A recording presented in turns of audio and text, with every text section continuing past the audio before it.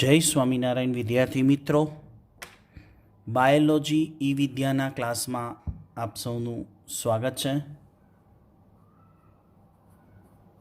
11 science chapter number 17 વાયુ વિનિમય અને શ્વસન વાયુઓની આપલે ઉપર આપણે અભ્યાસ કરીએ છીએ. આજના વિડીયોમાં આપણો ટોપિક હશે 17.4 વાયુઓનું વહન. તો કયા વાયુઓ? તો કે શ્વસન વાયુઓ.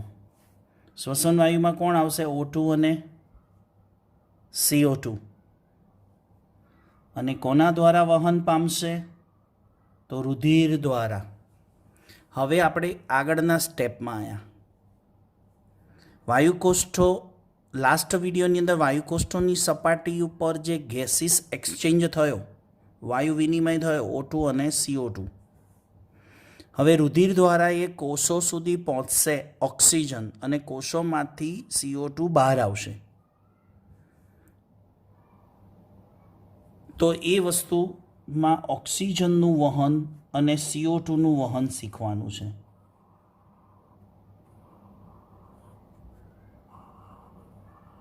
O2 અને CO2નું વહન શીખીશું.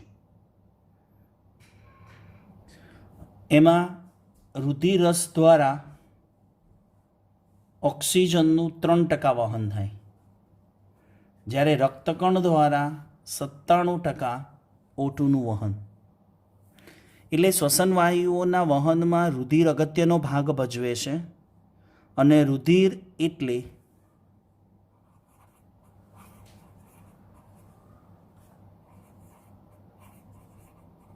રુધિરરસ વત્તા રક્તકણ. તો O2 CO2માં રુધિર ભાગ ભજવે તો એમાં રુધિરરસ અને રક્તકણ બંને ભાગ લે.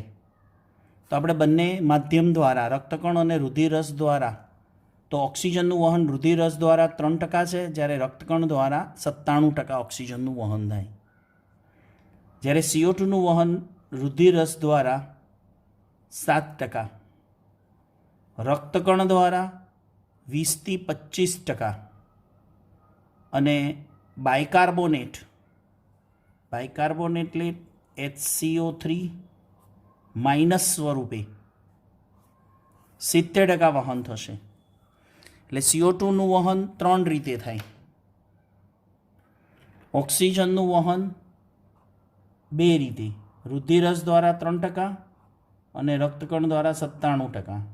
CO2નું વહન 3 રીતે, રુધિરરસ દ્વારા 7%, રક્તકણ દ્વારા 20 થી 25%, અને બાયકાર્બોનેટ દ્વારા 70% CO2નું વહન થશે. તો શરૂ કરીએ ઓક્સિજનનું વહન. એને પહેલાં સમજીએ.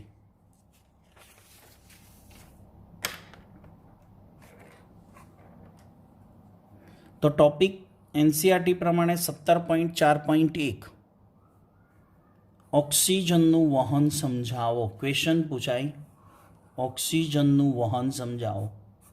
હવે આપણે એનો આન્સર સમજીએ. આગળ જોઈ ગયા એ પ્રમાણે ઓક્સિજનનું વહન રુધિર વડે થાય. રુધિર એટલે રુધિરરસ અને રક્તકણ. રુધિરરસ વડે 3% અને રક્તકણ વડે 97% ઓક્સિજનનું વહન થાય. એટલે મેક્સિમમ ઓક્સિજનનું વહન રક્તકણ વડે થશે, RBC વડે થશે. હવે સમજતા જઈએ આગળ કે રક્તકણની અંદર એક શ્વસન રંજક દ્રવ્ય હિમોગ્લોબિન આવેલું છે. હિમોગ્લોબિનને શ્વસનરંજક દ્રવ્ય શા માટે બોલાય? કે રક્તકણમાં આવેલું હિમોગ્લોબિન એ શ્વસનમાં ભાગ લે છે. શ્વસન મીન્સ ઓક્સિજન અને CO2ના વહનમાં ભાગ લે છે. એટલે હિમોગ્લોબિનને શ્વસનરંજક દ્રવ્ય કહીશું. એ હિમોગ્લોબિન ક્યાં હોય છે? રક્તકણની અંદર એનો રંગ કેવો હોય છે? લાલ રંગ. એ લાલ રંગનું રંજક દ્રવ્ય, લાલ રંગનું રંજક દ્રવ્ય હિમોગ્લોબિન રક્તકણમાં આવેલું શ્વસન રંજક દ્રવ્ય છે, જે O2 અને CO2ના વહનમાં ભાગ લે છે. હવે પ્રથમ સમજીશું કે હિમોગ્લોબિન સાથે ઓક્સિજન જોડાય અને ઓક્સિહિમોગ્લોબિનનું નિર્માણ કરે. ઓક્સિહિમોગ્લોબિનનું નિર્માણ સમજીશું પહેલા. ઓક્સિહિમોગ્લોબિન એટલે ઓક્સિજનનું હિમોગ્લોબિન સાથેનું જોડાણ. હવે દરેક હિમોગ્લોબિન 4 અણુ O2નું વહન કરે. આના માટે તમારે યાદ કરવી પડશે હિમોગ્લોબિનની રચના.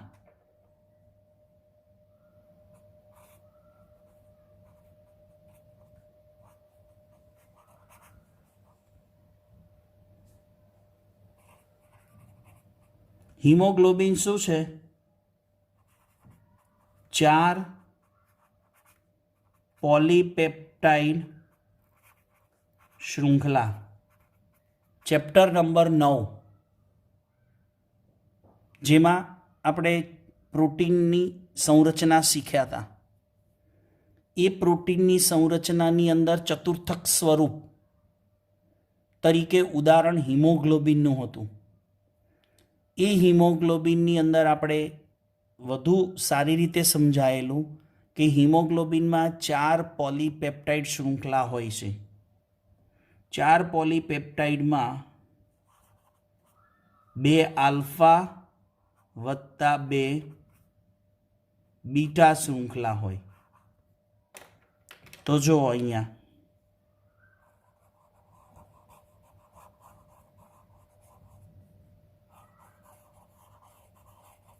આ 2 આલ્ફા શૃંખલા,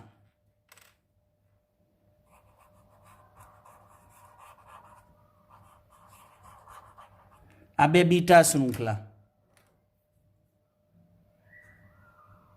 આને કહીશું આલ્ફા, આને કહીશું બીટા શૃંખલા.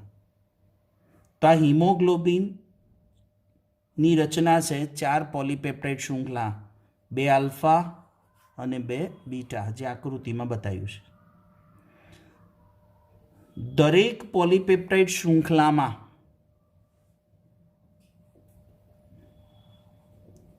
એક Fe અણુ હોય. કયો અણુ હોય? લોહ તત્વ Fe, આયન, લોહ તત્વ હોય. તો કેટલા Fe થયા? એક પોલીપેપ્ટાઇડમાં એક લોહ તત્વનો બંધારણ હોય. હિમોગ્લોબિનમાં શું આવેલું હોય? Fe, લોહ તત્વ યાદ રાખવાનું. 4 Feના અણુ છે. એક પોલીપેપ્ટાઇડમાં એક Fe, તેવી 4 પોલીપેપ્ટાઇડમાં 4 લોહ તત્વના અણુ છે. અને દરેક Fe એક ઓક્સિજનનું વહન કરે. તો કેટલા Fe છે? 4. તો દરેક હિમોગ્લોબિનનો અણુ કેટલા ઓક્સિજનનું વહન કરે? 4 અણુ. નીટમાં પૂછાઈ ગયું છે કે દરેક હિમોગ્લોબિન, પ્રત્યેક હિમોગ્લોબિન કેટલા ઓક્સિજનનું વહન કરે? પ્રત્યેક હિમોગ્લોબિન કેટલા અણુ ઓક્સિજનનું વહન કરે? તો જવાબ છે 4. નેક્સ્ટ બીજો ક્વેશ્ચન નીટમાં એવી રીતે પૂછાયો હતો કે પ્રત્યેક હિમોગ્લોબિન ઓક્સિજનના કેટલા પરમાણુનું વહન કરે? રિપીટ કરું છું, પ્રશ્નને સાંભળજો. પ્રત્યેક હિમોગ્લોબિન ઓક્સિજનના કેટલા પરમાણુનું વહન કરે? કોમેન્ટ બોક્સમાં જવાબ લખવાનો, સંખ્યા લખવાની. ઓક્સિજનના કેટલા પરમાણુ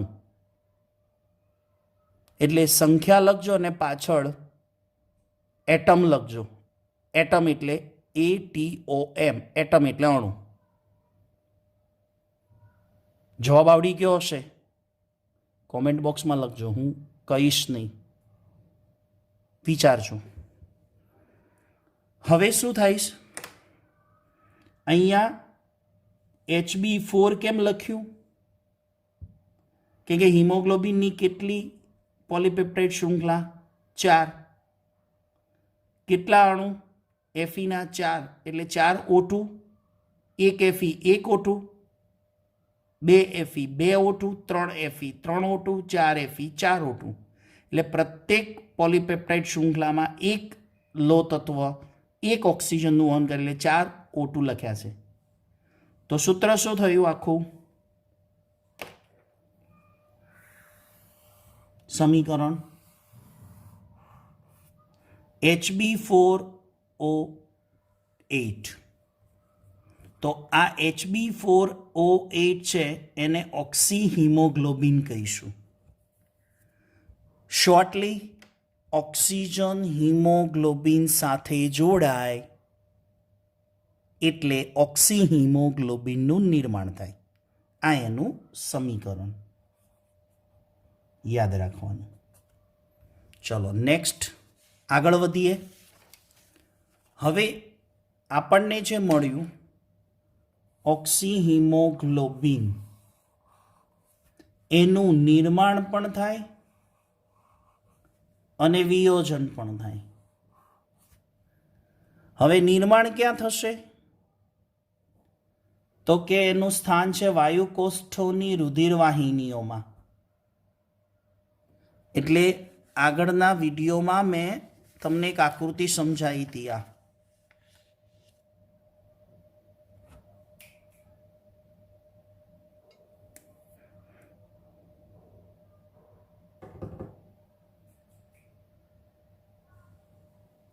આગળના વિડીયોમાં આ આકૃતિ ધ્યાન આવે છે? એમાં અહીંયા વાત કરી હતી કે આ ઓક્સિજન છે એ રક્તકણમાં અથવા રક્તકણની સાથે જોડાય એટલે રક્તકણમાં આવેલા હિમોગ્લોબિન સાથે આ ઓક્સિજનનું જોડાણ થાય. આ વાયુકોષ્ઠોની સપાટી ઉપર આવું થાય. જ્યારે ઓક્સિજન રક્તકણમાં હિમોગ્લોબિન સાથે જોડાશે ત્યારે એને ઓક્સી હિમોગ્લોબિનનું નિર્માણ કહીશું, જે વાયુકોષ્ઠોની રુધિરવાહિનીઓમાં થાય. જ્યારે ઓક્સિજન અને હિમોગ્લોબિન છૂટા પડે એટલે એને વિયોજન કહેવાય. હવે ઓક્સી હિમોગ્લોબિન દ્વારા રુધિર વડે વહન થયું અને કોષો સુધી પહોંચે પછી કોષની અંદર કોણ દાખલ થાય? ઓક્સિજન. એટલે હિમોગ્લોબિનથી ઓક્સિજન છૂટો પડે એટલે એને વિયોજન કહેવાય. તો એ પેશીઓ પાસેની રુધિરવાહિનીમાં, એટલે પેશીઓ પાસેની રુધિરવાહિનીમાં એટલે એવું સમજી શકાય કે પેશીઓની અંદર એટલે કોષની અંદર ઓક્સિજન દાખલ થશે એટલે હિમોગ્લોબિન ઓક્સિજન સાથે છૂટો પડી જશે, એટલે ઓક્સી હિમોગ્લોબિનનું વિયોજન. હવે મોસ્ટ ઇમ્પોર્ટન્સ નીટ માટે જે કન્ફ્યુઝન ઊભું કરે કે ઓક્સી હિમોગ્લોબિનના નિર્માણ સમયે કઈ પરિસ્થિતિ હતી અને ઓક્સી હિમોગ્લોબિનના વિયોજન વખતે અસરકારક પરિસ્થિતિ શું હતી. તો એક સિમ્પલ જે લખાણ આપ્યું છે ને ચોપડીમાં, એને એક સિમ્પલ કોડવર્ડ સાથે હું સમજાવું છું. જ્યારે નિર્માણ થતું હોય ત્યારે ઓક્સિજનનું આંશિક દબાણ કેવું છે? ઓક્સિજનનું આંશિક દબાણ કેવું છે? આ એરાનો અર્થ સમજવાનો, ઊંચું. જ્યારે કાર્બન ડાયોક્સાઇડનું આંશિક દબાણ કેવું છે? નીચું. એ વખતે હાઇડ્રોજન આયનની સાંદ્રતા H+ ની સાંદ્રતા કેવી છે? નીચી. મોસ્ટ ઇમ્પોર્ટન્ટ છે, યાદ રાખજો. ઓક્સી હિમોગ્લોબિનનું નિર્માણ થાય ત્યારે ઓક્સિજનનું આંશિક દબાણ એટલે PO2 ઊંચું હોય, PCO2 અને H+ની સાંદ્રતા નીચી હોય છે. જ્યારે ઓક્સી હિમોગ્લોબિનનું વિયોજન થાય એટલે કે ઓક્સિજન અને હિમોગ્લોબિનનું વિઘટન થાય ત્યારે આનાથી પરિસ્થિતિ ઊંધી હોય. ઓક્સિજનનું આંશિક દબાણ નીચું હોય, કાર્બન ડાયોક્સાઇડનું આંશિક દબાણ ઊંચું એટલે PCO2 વધારે હોય, H+ની સાંદ્રતા વધારે હોય. થઈ ગયું. અને સાથે તાપમાન ટેમ્પરેચર અહીંયા કેટલું હોય? વધારે હોય. તો આ ઓક્સી હિમોગ્લોબિનનું નિર્માણ સમયે અસરકારક પરિસ્થિતિ શું હોય તો એ યાદ રાખવાનું છે. અને ઓક્સી હિમોગ્લોબિનનું વિઘટન દરમિયાન એ અસરકારક પરિસ્થિતિ કઈ છે એ યાદ રાખવાની છે. બહુ એકદમ ટેકનિકલી, એકદમ શોર્ટ અને એકદમ સુંદર રીતે ખબર પડે એવી રીતે આ પરિસ્થિતિઓ દર્શાવી છે. એટલે તમારે નીટમાં MCQ પૂછાય તો ક્યાંય ભૂલ પડે નહીં.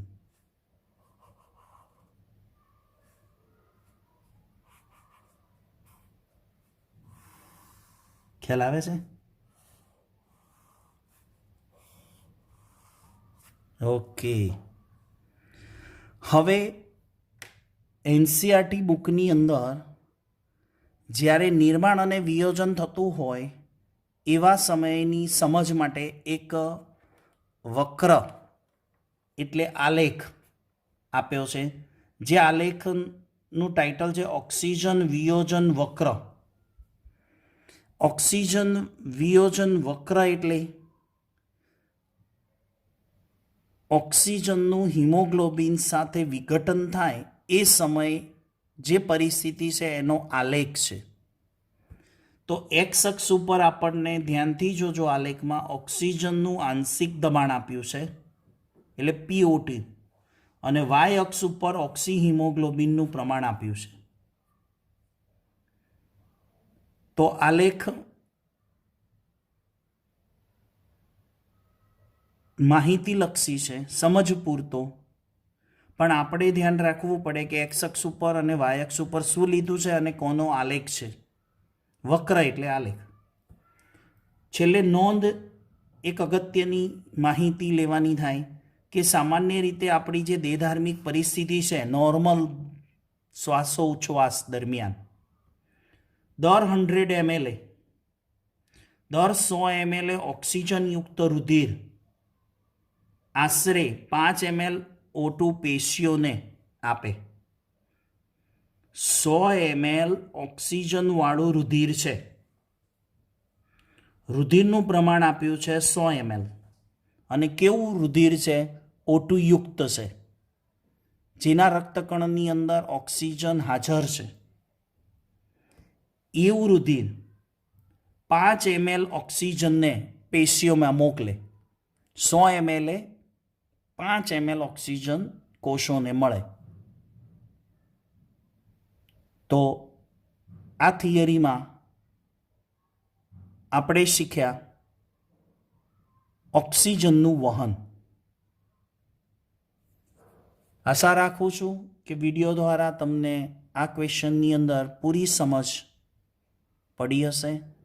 છતાં પણ ક્યાંય પણ કોઈ પણ સમજ ન પડી હોય એવું ક્યારે કહેવાય?